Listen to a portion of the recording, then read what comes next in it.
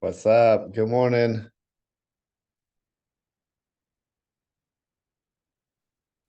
Good Morning, morning. Amra. Wake up, wake up. Everyone clear their throat, drink some Red Bull, some coffee.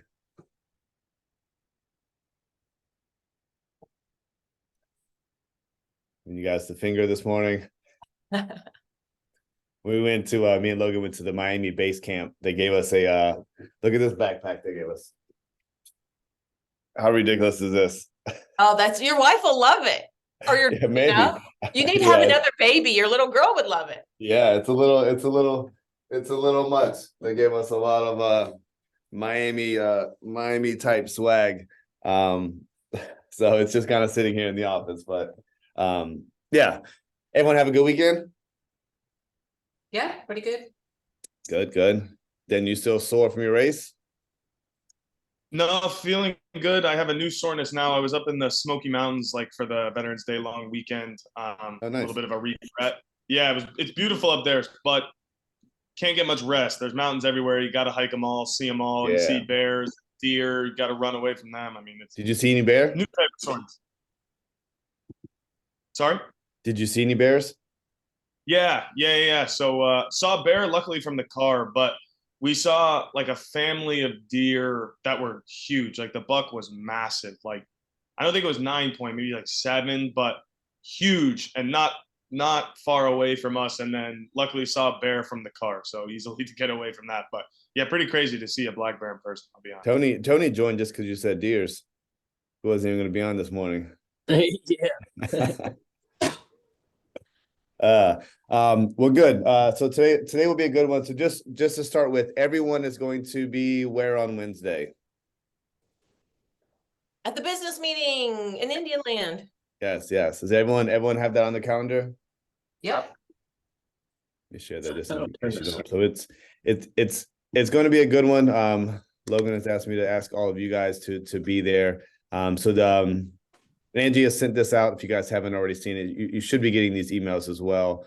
But it's going to be business planning. So I think Rev Up 1 or 2, we talk about business planning and doing that. And I always say we're going to do that in person. This is that event.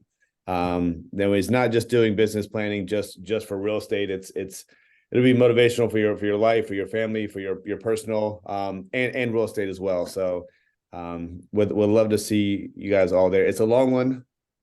It's 8:30 to noon, so I think they're gonna have breakfast and lunch.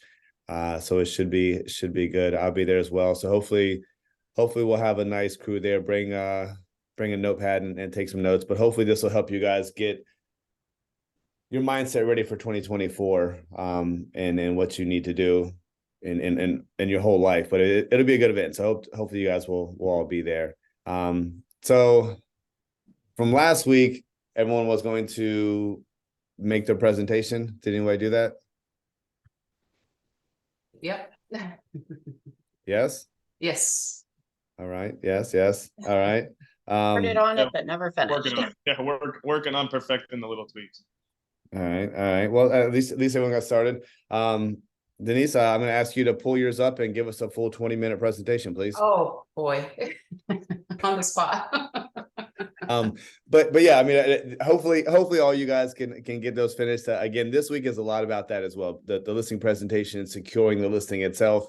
Again, I can't stress enough practicing your listing presentation. In my previous company, when I would train new agents, I'd have them in the office for a full week, and their whole week was learning the listing presentation. And by that Friday, I would have them do a full 20 to 30-minute presentation, depending how quick, how slow you do it, in front of the whole company, right? And it was nerve-wracking. It's stressful, and it's tough doing it, but that's what you need to be able to do in front of your clients, because in the ideal situation like we talked about last week, you're doing your listing presentation at the kitchen table. It's just you, the husband, the wife. There's no other background noise. But realistically, that's not what happens, right? You're meeting Billy Bob in the back of his pickup truck outside because there's tenants in the house. You've got somebody that wants to start with pricing, and then you got to go back to your presentation. So you need to know it frontwards and backwards. So the more comfortable that you guys are giving your presentation, the less awkward it's going to be in front of your client, right? So when you get to that point for the first couple of times, you're like, All right, well, I got this presentation. It's on my computer. How do I, how do I open it up? Where's it at? Like you should know how to switch between your comps, your notes, and your presentation like that. It should be smooth, right? So I know it sounds silly saying practice it, but practice it. It'll make you guys much better when you get in front of them. So today's is winning the listing, which is, again, we talked about this a lot last week, but I feel like this is a couple week thing, right? So the listing appointment. What was that thing you Sure. did where you could write on you did the listing presentation or something, but you could write on it? How could you write on it? So I do I that don't on my iPad. So if you have it saved as a PDF, you can do that. But again, I use GoodNotes 6 is the app that I use. So a lot of my stuff, like this is appointment. This actually end up canceling, but so I'm running all these notes up. And when you were writing with the customer, because I thought if you were doing showings and you had all these showings, like a PDF of all these showings, you had the customers write their notes on that and then email it to them after you did showings even. Yeah, so I do all that stuff on my iPad, and usually it's in this, but also if I have my comps in PDF, you can write on that as well. Okay, so put your comps in PDF and then email them to yourself, or Yeah, they're so just in files. Yeah, so when you, like on my iPad, I have Adobe Acrobat as one of my apps, my main apps, and I will save it, email it to myself, open it on my iPad, and save it in Adobe, so I can pull it up in that, and I can write on it. So when I do my notes in here, for example, I'm on my MacBook Air right now, but as I'm typing on here, it's syncing to my iPad instantly. So when I open my iPad, all these notes are on there, and then when I'm in person, I use the Apple Pencil and kind of write over it. So that's how I handle my notes. I mean, you could literally just use Apple Notes, or if you guys are Samsung people, I mean, I'm sure there's a notes for that as well. But however you feel comfortable with your notes, but that's just what I found is the easiest, because when I'm in my office, I'm on my MacBook Air, the new 15-inch, and then when I get home, I'm on my MacBook Pro, and then when I'm in my car on the road, I'm in my iPad, so it syncs instantly. So as I'm typing and writing, I can see it on the other ones live. So it's pretty cool. So that, for me, that's what works best. Okay, thank you. Yeah, no problem. And then you can also it also stores it, right? So like I can just type in March 2022, and all my appointments from them will pull up, right? Or I can type in, I know this girl's name was Margaret, and I just start typing Margaret, it'll pull up that person, and so it just helps me stay organized as well. Okay. So the listing appointment tips for winning, negotiating the sale obviously is a big part. The pre-listing questionnaire, which we talked about last week. Let's see. Talked about this a lot last week, presenting the presentation. We're going to get into some of those forms. So selling yourself first, lead with value, help your seller think like a buyer, which is super important. So we're going to get to that share, and I'm going to pick on one of you, that slide about how you price your house, and one of you is going to answer that. So be prepared for that. But having your seller think like a buyer is huge. And when you ask them to do that, it's going to help you guys with the price, right? If somebody goes out there, like I have an appointment today, the guy's like, I want 800,000, right? He told me that over the phone. I did the comps, it's probably worth 550, right? So when I go out there, I'm like, if you were a buyer in today's market and you saw your house, what would you pay for it? Right? Not what do you want for your house? What's not what you're dreaming about. If you got this much, you could go buy this. Realistically, what would somebody pay for your house? And that is very helpful to put it in that context for the potential seller, because it's going to bring their price down on where they want to be, right?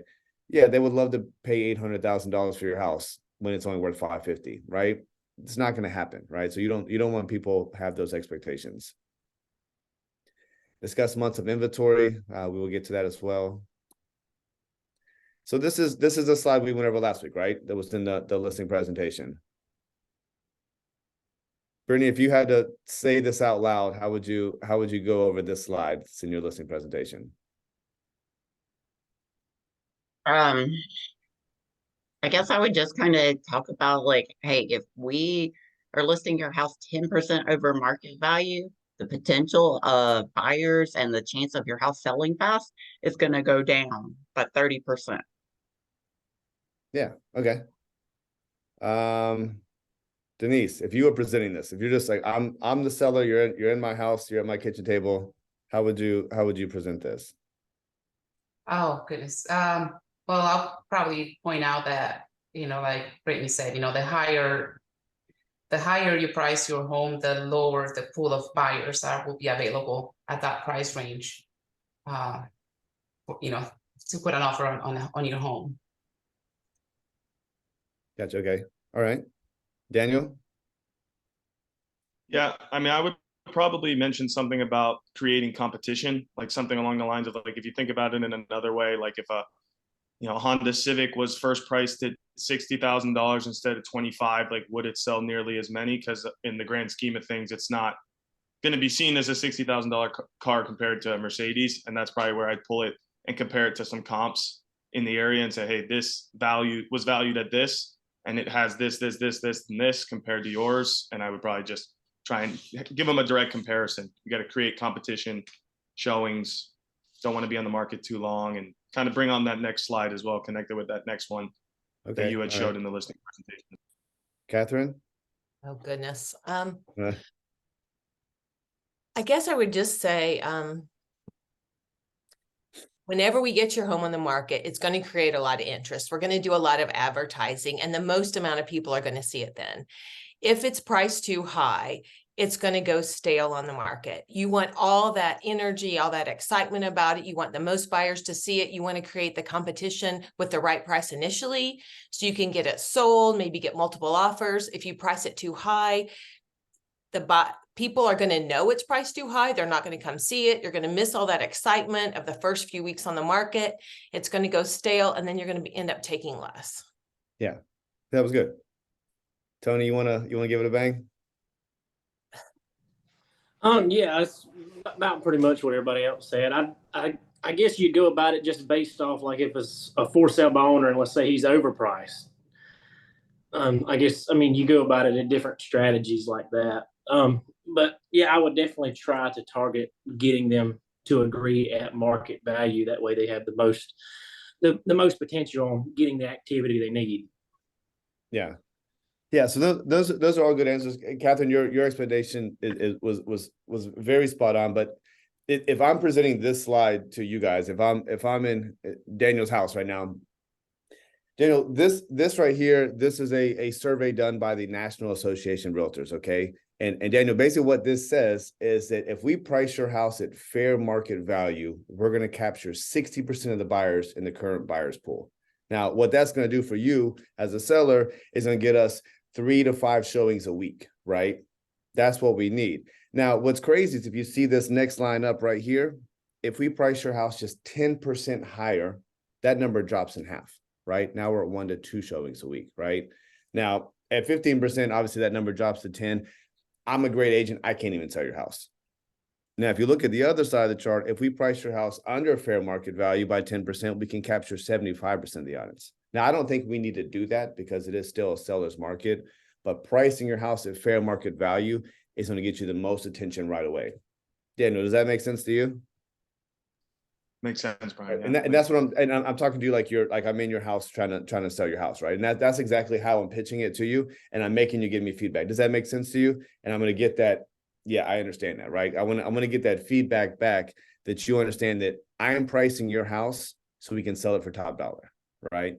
And that's kind of what that slide does. So practice, rehearse doing that. Like all your answers were good, but just focus on this specific slide and what it means. And I think it'll be very helpful for you when you guys get to the comps of it. And again, I won't have all you guys go through this as well. But again, this is basically saying that we have 2 to 4 weeks of peak energy, excitement, enthusiasm on your house, right? So if we price your house correctly, we can sell it way up here. If we start too high and we collect a couple weeks on the market, we'll actually end up selling your house for much less, right? Wouldn't you rather have less showings and sell for more? Of course, everyone's going to say that, right? Do you want to be selling the market for a month? Do you want to have your house clean for months and months, or do you want to sell it the first 1 or 2 weeks for more? Like it's just a no-brainer, right? And when you present these two slides to them, it's going to be very helpful, right? The one thing I can stress, and I get this all the time, is I had a listing appointment Saturday morning, and the guy's like, I'm just going to tell you, I'm not in a hurry to sell. And my answer was, I pulled up the chart and I was like, you are. You're in a great position because you don't have to sell. They're thinking about maybe moving to California. They don't really have to sell. They just redid the house. Like they kind of want to stay in the house. And I was like, if you're going to put it on the market, it does need to sell fast because it's going to be the most amount of money, right? Whether you need to sell or not is a whole nother story, right? But the quicker your house sells, the more money it sells for, right? And when you explain that to people, it makes a lot of sense. But in their head, an excuse for you guys is, well, I'm not in a big hurry, right? And that's why people are like, I can start a little bit higher, right? So when you go through these two slides and hit them correctly, this guy was wanting to start at 700,000. By the time I left, he was like, yeah, 580 is the right price, right? Wow. That's a big difference. That's a huge difference, right? But it's because of this slide, right?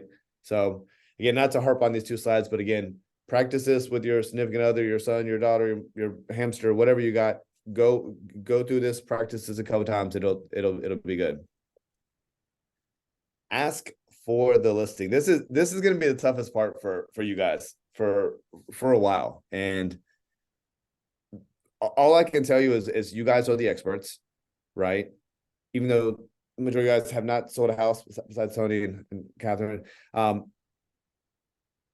Realty One Group has, right? We sell houses all day. We sell thousands of houses, right? So you guys, you're taking the listing, but the firm is marketing it, right? The firm is like helping you sell it, right? So have that confidence that they are picking the right person because you guys are going to work extremely hard. And you do have the right company behind you, backing you and helping you sell it, right? So there's no reason when you go out there that you're not the guy or the girl, right? Ask for the business, right? You've secured the list and you've called them, you've got the appointment, you got all dressed up, you guys look great today, right? You've done your comps, you've driven all the way out to their house, you spent an hour and a half with them. Why not you, right? And that's something that most new agents, they feel like they don't deserve to ask, right? Always ask, because if you don't, the very next agent that comes in that afternoon behind you is going to do that, and you're going to look at the Zillow the next day and their house is listed, and it's going to suck, right? And it's going to happen a lot. So don't be scared to ask, right? Ask lots of questions. You want these people giving you everything about their house. One of the most important questions you want to ask in the very beginning is why they're looking to sell. Remember we talked about that last week, right? You get to the house, the first thing you want to do is get in the house, right? And sometimes you guys are going to set appointments and get out there and they're like, I changed my mind. I don't know if I'm going to sell right now. Hey, no big deal. Do you mind it? It's a beautiful house. You mind if I take a look around? Do you mind showing me around, right? Get that tour every single time. And during that tour is your rapport, right? That is the most important thing about everything you're doing is your rapport, right? Is getting them to like you and to know you. And when you're building that rapport, you're walking around the house, they're showing you their daughter's rooms, and they've got a cat room with 9 cats in it. Your mom has cats, bond about that. He's got a old Chevy Camaro, talk about that for 20 minutes, whatever they got in the house, get to know them, build that rapport.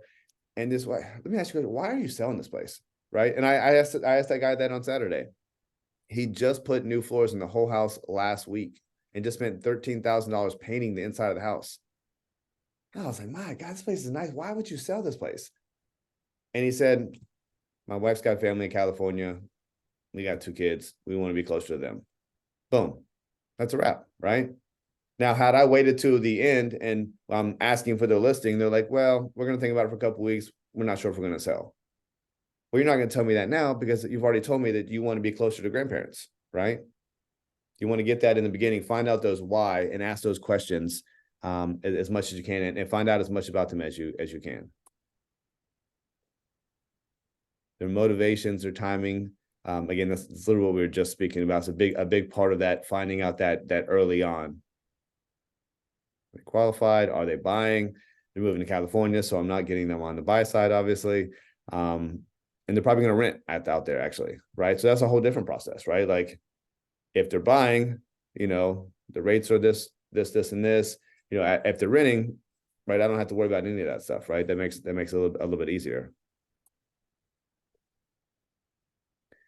Did everyone go into SkySlope this week and create a listing and get it signed? Yes, no. I actually have a client that went under contract on Monday, so I actually was doing the real deal on the Oh, buyer side. excuse us, So, excuse sorry. us. Not to brag, but it's my daughter though. No, that's awesome. So she's selling a house or on the buy side? On the buyer side, yes. Nice, Buyer, nice. Yeah. Awesome. Well, congratulations. That's awesome. thanks. Yeah, so on the listing side, again, go into SkySlope, get the exclusive listing agreement, property disclosure, mineral oil, gas, working with real estate agents, and the fifth one, depending on the age of it, the lead-based paint, right? Get those 5 things.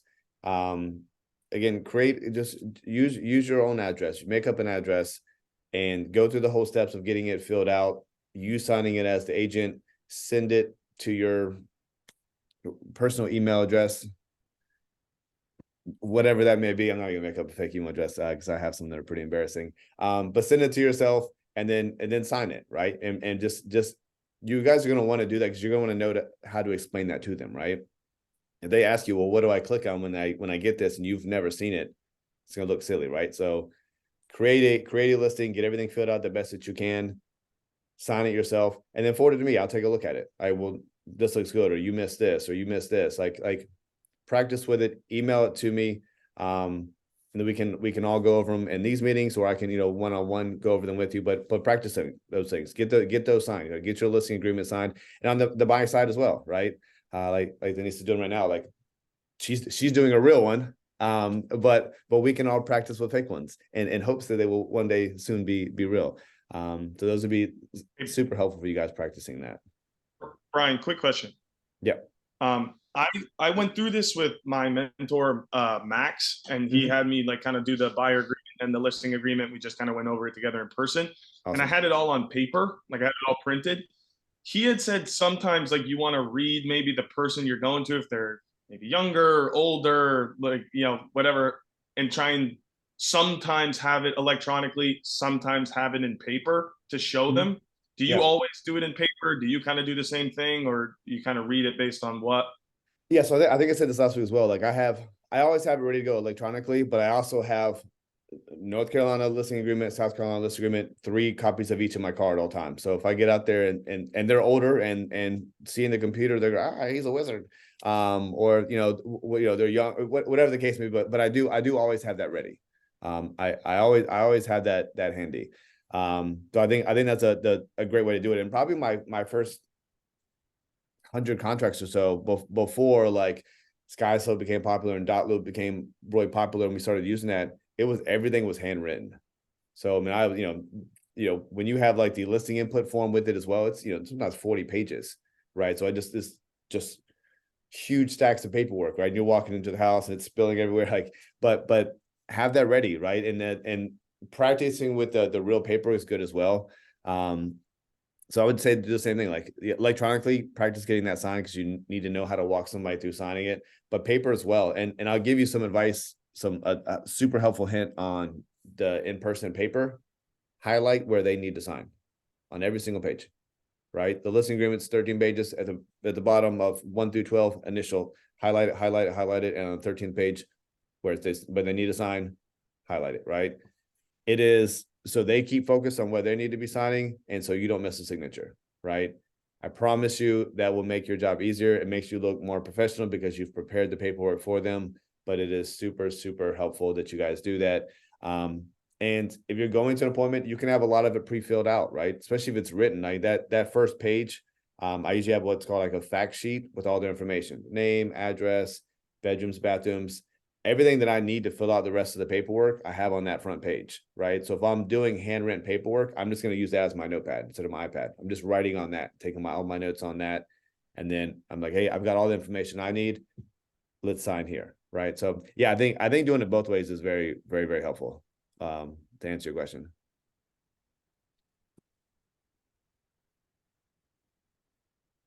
Ask for the business. Again, super, super important. And a lot of times the people trying to sell their house will appreciate it, you just asking, right? Like I genuinely, like you just saying, hey, well, you want you guys think about it for a couple of days and I'll check back with you next week. Man, if someone's just like, hey, like, you know what? I like you. I've enjoyed meeting with you. I'd really like to work with you. I've got the paperwork. Let's go and get started on that. And people will appreciate that, right? They don't have to make the decision, right? You're making it for them. And it's gonna put you in a much better position of getting the listing.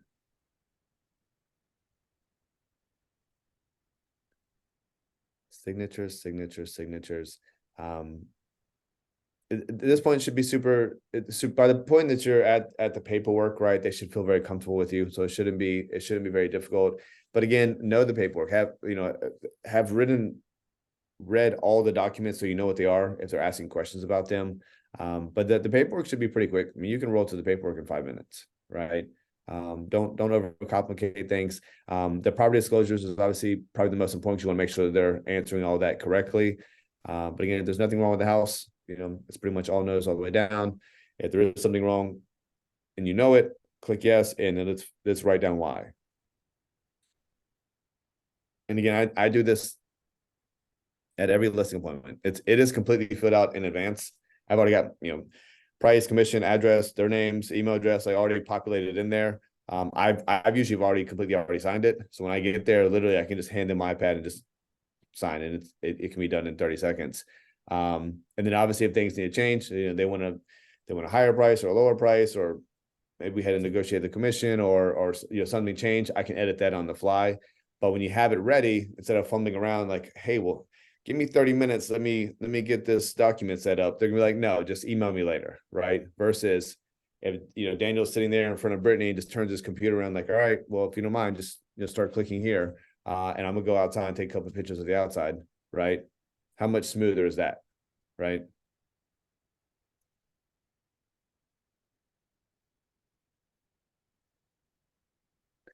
Automatic price reductions. Yeah, I definitely think these are a good idea, especially if you guys are taking a listing that's a little bit higher than you want to, right? But sometimes that's what we have to do to take the listing, right? When you guys are going to go into a house, Denise, you just sold your house. I'm assuming when the agent came into your house, she probably had a price range of where she wanted to list your house, right? Correct. Did she recommend the price to you, or did you just say, hey, I want to list it at $590 and that's it? Or I mean, did she give you comps and reasons and justifications of where she wanted to price it? Yeah, so exactly, she did the CMA for the area, and she gave me a range. She said this is where I think we should be in terms of pricing the home. And of course we made the final decision, but she had a good presentation on how we should price it and the strategy and all that. Yeah. So in the back of my head, I'm going to an appointment this afternoon, and they told me I say over the phone that they think this one's worth 700 as well. I don't think it is, but if I get out there and it's for sale by owner and they've had offers of that, then guess what? It is what it is, right? I mean, if someone's receiving offers on their house for X amount of price, that's what the house is only worth what someone's willing to pay for it, right? So sometimes we run these comps and we get out there and they've had a bunch of offers higher than my comps, and I have to adjust on the fly, right? But if my vision is 580 to 600, depending on the house when I get out there, after we go through everything, if I think it's on the lower side of 580, I'm gonna say, hey, like, I think your house is worth up to 580. I feel comfortable listing it at 580, right? I'm not gonna say, hey, like, I thought 580 to 600, let's go on the lower side because your house is crap, right? You want to phrase like, hey, I think we can get 580 out of this. And the same thing as 600. If it's at the top of the range, I'm saying, hey, look, I thought coming in here before I saw your house in person, it was 580 to 600. Honestly, after seeing it in person, this house is gorgeous. I think we can go ahead and list it at the 599.9, right? And I think it'll sell quickly, right? And that's obviously gonna make them feel good, right? Because you're like, oh wow, like he thinks I'm at the top of the range, right? The automatic price reductions is just one of those things, right? Like if you're having to take a listing a little bit higher, then you want to have a price reduction built in. So hey, Tony, I appreciate that you want to price at 615. I think we're at 600.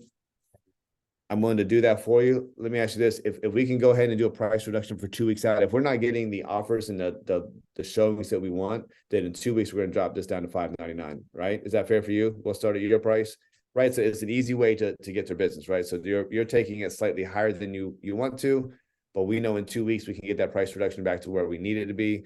And you know what? If it sells at $6.15, then that's great, right? Obviously, I would love that as well, right? But it's an easy way for you guys to get the business. And have that price reduction going in versus, you don't want to turn it down. I'm usually like, if I'm in 3 to 5% of where I want to be, I would typically take that listing and try to get a price reduction in. So Brittany, you've done all your comps and you think the house is worth 600,000 all day long, and you've done your presentation, you built a great rapport, and you get to the comp part and you say, hey, what do you want to list your house for? And again, you think 600 in your head, and the client says, I'd like to list the house at 590. What do you do?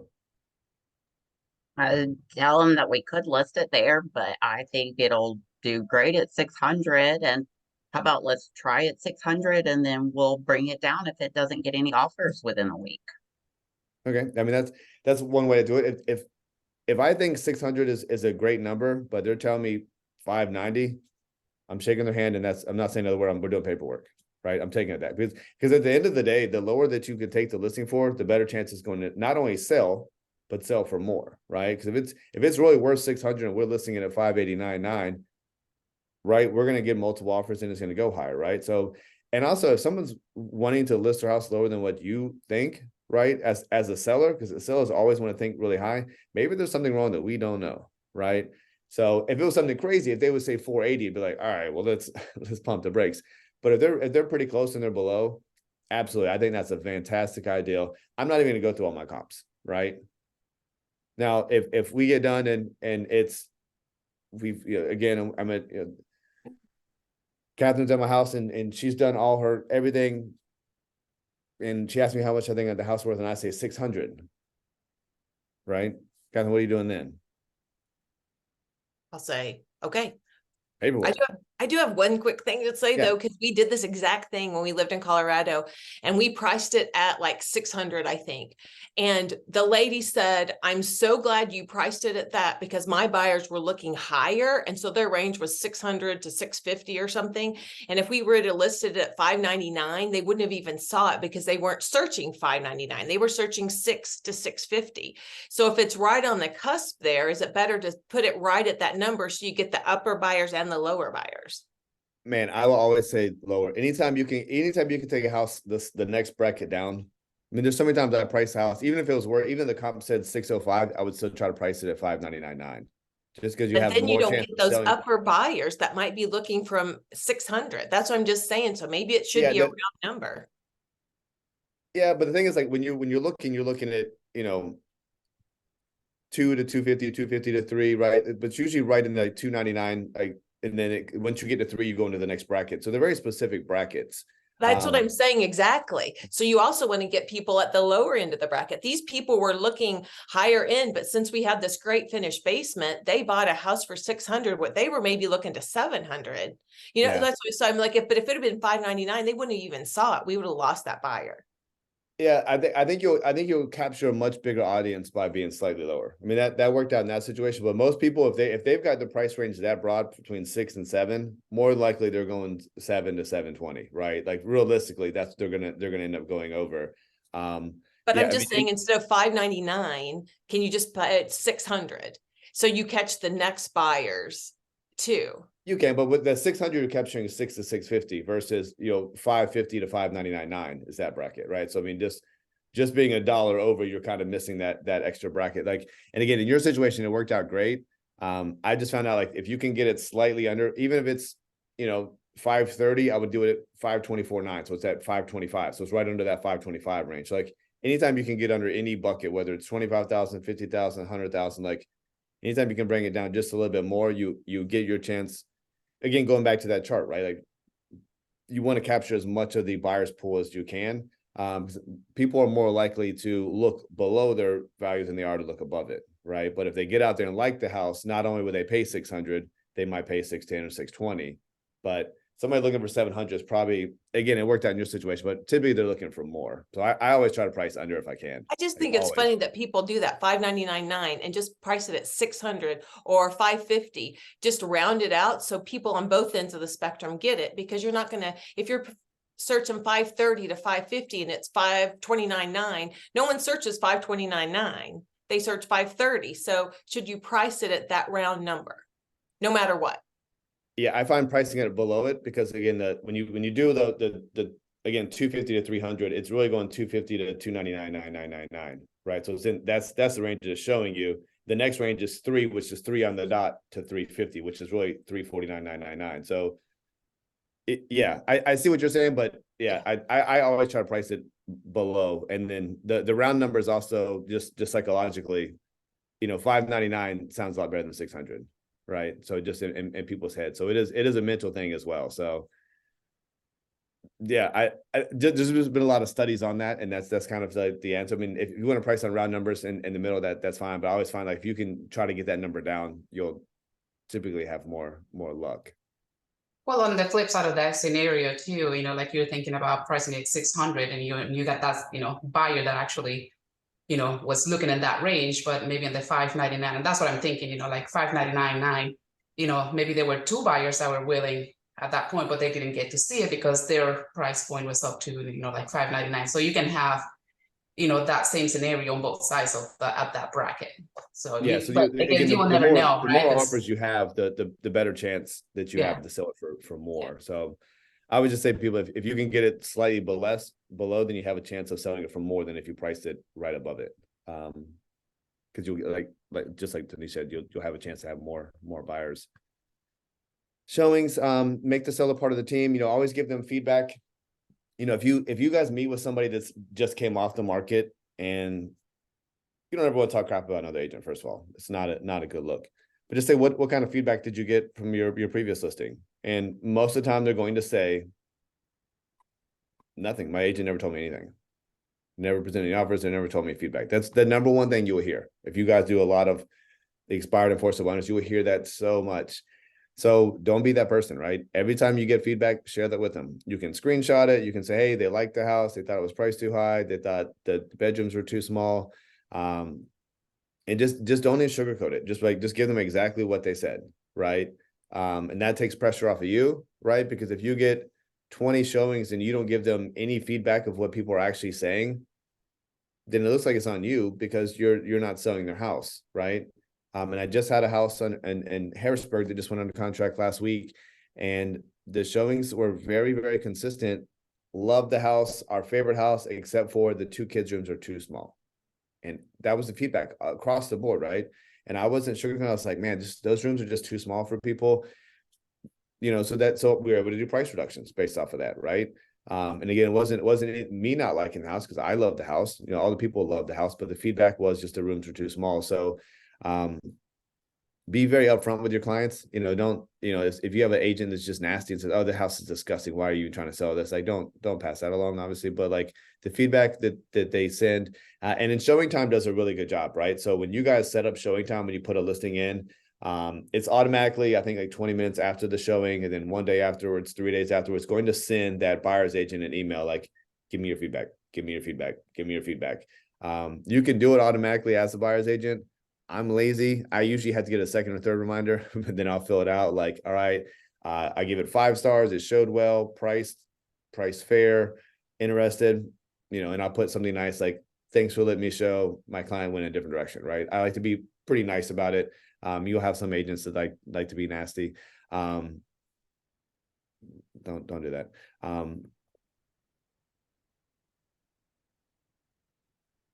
If they don't automatically fill it out, I will text agents and call agents all the time. Like, hey, we just went on the market. I just got an offer. I know you saw it yesterday and you called me before and you were excited about it. Just wanted to see if you guys are interested. And that calling people will get you a lot more offers. And those offers will be a lot higher than if you didn't reach out to them, right? Because you're creating that urgency, right? So reach out to them like, hey, like I'm just going back to everyone that saw the house in the last 2 days, just trying to figure out how many offers we have so we can make the best decision.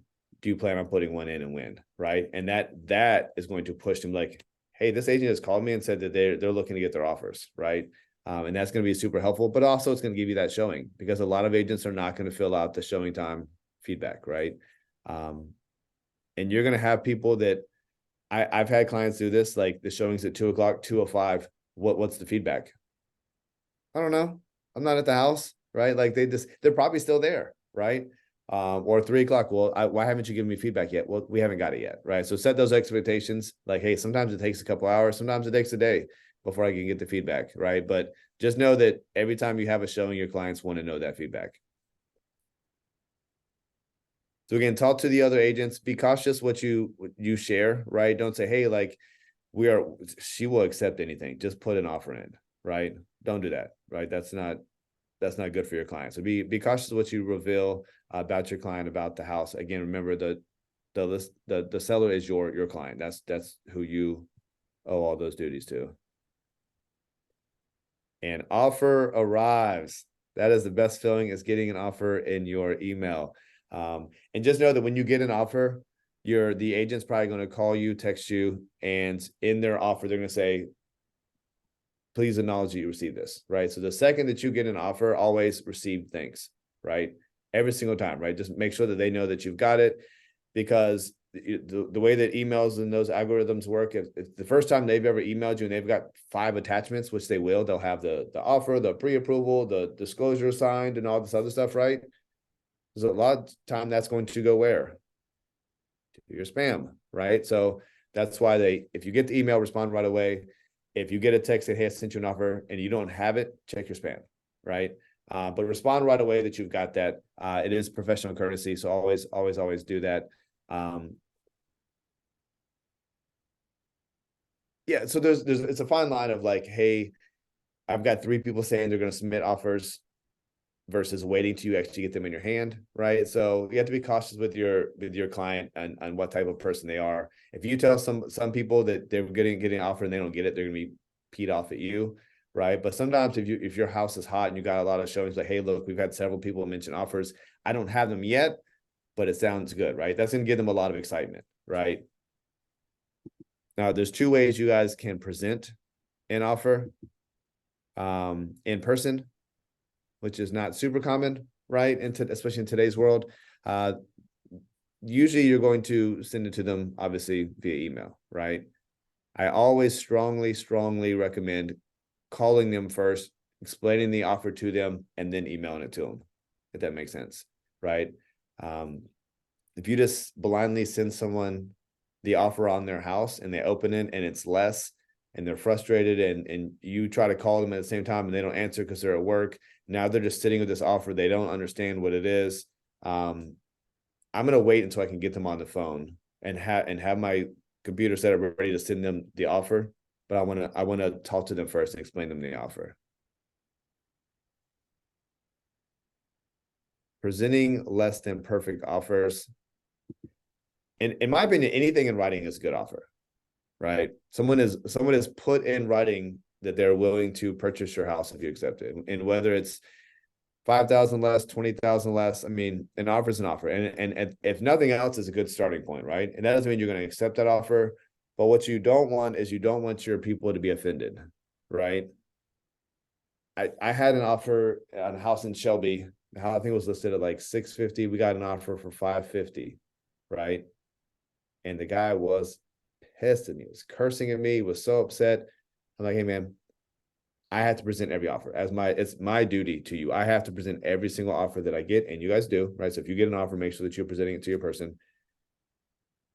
I was like, they're just testing the waters, right? Obviously your house is worth more than that.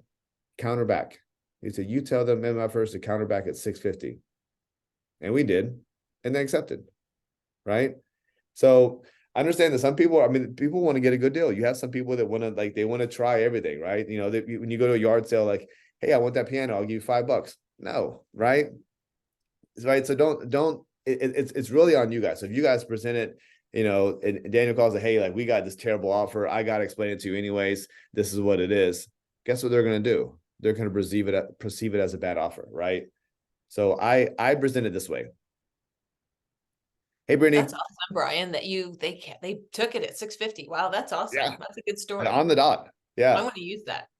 Yeah, I mean, it works, but I mean, but again, he wasn't happy about it, but again, it all ended up working out very well. And the negotiations from there on were even crazier, but it all worked out well with that one.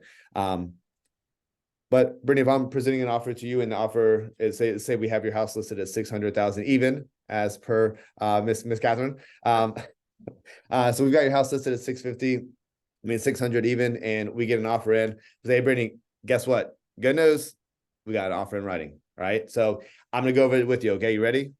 All right. So this is going to close on December 14th. And due diligence period is going to end on December 1st, right? So we've got roughly 3 weeks of that. They're going to be putting $5,000 due diligence money. That's money that's going to go right in your pocket today. If you accept, you're going to keep that money. They're going to put $2,500 down for earnest money, and they're doing a conventional loan, which is good. And the price is $583. I'm done. I'm not saying another word. I'm letting you react to that, right? And that's and you're gonna say, man, well, I need to sell. And 583 is pretty close to where we were. That's a good offer, right? And maybe say, let's take it, right? Or maybe you say, man, I really need 590.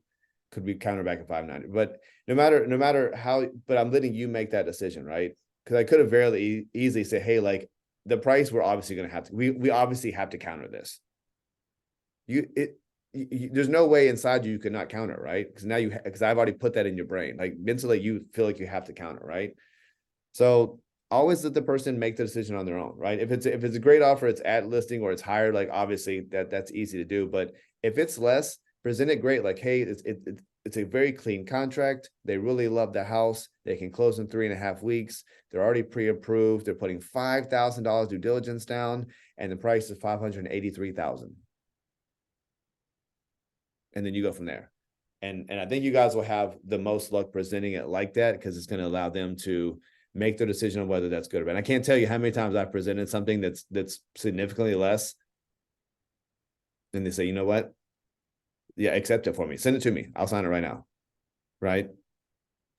So you guys, having them always counter, and sometimes you need to counter, right? And sometimes you don't need to counter the price. Maybe she's happy with the price, but she wants that due diligence period shorter, right? There's other things that you will counter, but presenting like that's going to give you a good opportunity. Yes, Denise? Yeah, sorry, a little footnote on that. So this scenario will be for North Carolina, correct? Where you put the due diligence money up front. Right. South Carolina will be, if you back out, that's when you pay the due diligence. Yeah. So now that would effectively be $588,000 offer, correct? Because they do get that $5,000 regardless. Am I thinking about that correctly? It does go towards the cost though. Okay, so it's not an additional. It goes right. So it's you can not an send it addition. back to the. So that's actually a buyer. fantastic question. That actually pops up sometimes. So if they're offering 583 with 5,000 due diligence, it's not 588, right? Yeah. It's 583. If they back out, then you get to keep that $5,000. But so effectively they owe you 578, right? So you're getting 5 up front, and then they'll pay the remaining at closing. If that makes sense. So yeah, that's a great question. Does anyone have any questions about presenting that? Does that make sense to you guys? Yes. Yeah. And then Brian, quick, I know this is like more about the call that you're giving to the seller. And then when you had mentioned like, hey, before you submit an offer, say you're coming on the other side, you call the listing agent before you send the offer. And you said like, you want to call and explain it. What are the most pertinent things that you like? Do you go through the whole offer? I assume not, right? Like, are you hitting some more specific things when you call them before you send? I'm calling them before I send it to ask what's most important to them, right? And the question, their answer is always to be like, well, they want price. But sometimes we put an offer on a house in Cherryville last week, and it was timing. She's bought a house, she's under contract on a house out of state. Like she needs to know that it's secure, and by that I mean due diligence, and she wants to know that you guys can close quickly. Right. And if you need to sell your house, I want to see the comps. And she did. I want to see the comps of your house and how many showings and when your next showing is. right? So that was her biggest thing. So they were flexible on price, but she needed to sell quickly because she had to. So that's what I want to know. I want to know if there's anything else besides, like, sometimes like they really want to use their family attorney, right? Or maybe it's they need to close by this date, or they're flexible on everything, but they need a 3-week rent back, right? Because their kids going to college and they need to move them into Chapel Hill this weekend and they can move up, whatever the case may be. But I'm calling because I want to learn about them, and I also want to let that agent know that I've got an offer coming in for them, and I also want to build that rapport with them, right? Because believe it or not, I mean, when you're talking to those agents and you're joking with them and having fun with them, like, they're going to wait for your offer, but B, they're more likely to accept your offer because they like working with you already, right? Did that help? I don't know if I answered your question or not. So again, the seller's understanding that a lot of times you're going to maybe you get the price, but you don't get the terms that you want, or sometimes you'll get the great terms, but the price might be a little bit different. But just so know, we can't always get everything that we want, right? And in a perfect situation, maybe you do. Maybe peak COVID, you were getting everything you wanted and some. But for the most part, you have to negotiate a little bit. But again, presenting the offers, there's the difference of you getting a lot under contract and turning down a lot of offers. Is how you present it. And also understand, I know we're running short on time. A lot of people, their first offer as a seller, like, hey, if we got an offer already, we're going to get 10 more. Oftentimes that first offer is your best offer, right? Realistically, it is genuinely the person that's been waiting for 3 months. They saw your house, they showed it the same day, they put an offer in. If it's an offer that you're willing to accept it, right? Because if you don't get any more showings for a week and then you go back to that same buyer and say, hey, is your offer still on the table? They're like, it is, but now it's $575, right? Because they know that you don't have anything else going on, right? So if it's an offer that you're willing to accept, have them accept it.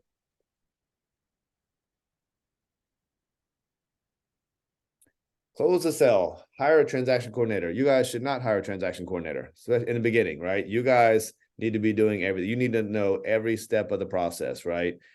The second you guys get under contract, the buyer's agent is going to email the attorney, send them the contract. You guys are going to get under contract. That attorney is going to email you and say, hey, Brittany, I'm going to be the attorney on the case. Here's the seller information sheet. Get this filled out to me and send it back ASAP, right? So do that. Get used to doing that, right? Get used to sending that to your seller, and your seller is going to need to fill out their mortgage information. It's going to have their social on it. It's going to have their insurance company on it. It's going to say, hey, don't do a HELOC while we're under contract, right? It's going to have some basic information. It's all pretty simple stuff. But just know that they're going to need to get that filled out, and you want to get it back to your attorney as soon as possible. And talk on the normal. You guys should talk to your people at least once or twice a week when you're under contract with them. After the sale, gifts, everyone does gifts a little bit differently. I like to do alcohol. But that's up to you. Some people like to do shirts, some people just like to take a picture at the closing table. Whatever you want to do. And then ask for feedback. Getting a nice feedback that you can share on social media is super helpful. I mean, getting a good review is almost important as getting a listing, right? So like that's one of the things that's so great about listing is that there's so much you can post about. You can post 5 or 6 times throughout the process, and then bam, just had an awesome closing today with my clients. This is their feedback, and then you post and share that, and people are going to know that you're a good agent and that people should use you. And oftentimes you can get a deal off of a deal just because you post that. So post. And then in your CRM, right? Don't keep those people on the same drip campaign of, hey, you ready to buy or sell a house, right? Put those people to past clients and then reach out to them on their anniversary, their birth date, 1 year of when they sold the house. Your follow-up needs to be a little bit different, right? And it's important because I've had times where I didn't change them in the CRM and they're getting, hey, your house is worth this much. And they're like, Brian, we just did this. I'm not selling my house again, so make sure that you guys are paying attention to that and changing that in your CRM. Is everyone spending time in their CRM? Yep. You sure? All right, a little bit. All right. Spend, I don't know what your answers are to how much time, but double it. The more time you spend in your CRM, the better. Was this helpful for you guys? Yes, very. Thank you. Any other questions? That was good when you said to do the summary when you call them of like what's important to them. Oh, look, you got your date you needed. They can close fast. Talk about the things that are important to them first. Yeah, yeah, that's my favorite way to do it. And I've done it the other way, and I've bit myself in the foot, like, because you're gonna have clients that are gonna say, hey, like, if it's an offer less than 600, don't even bring it to me. Everyone's big and tough until they actually have something in writing, right? Just know that when you're trying to set the appointment for the first time to even go see their house, like, hey, Daniel, if you think you're gonna list my house for anything under 600, you're wasting your time, but don't even come out here, right? Yeah, no, that's cool. I'm excited just to see the house. I'll be there tomorrow at 2:00. And then get out there and you give them the comps and they like you and they trust you, like, all right, so now we're gonna list it at 600. And then when you get an offer for 590 and it's a strong offer, guess what? They'll accept that offer, right? So don't let that influence you on how you present the offer, right? So yeah. Anything else? All right. Well, I will see everyone on here Wednesday at 8:30 in the morning. We'll be All there. right. I'll see See you y'all guys then. then. Have a great couple of days and we'll see you then. Thank you. Thanks. Later, guys. Bye. See ya. See ya.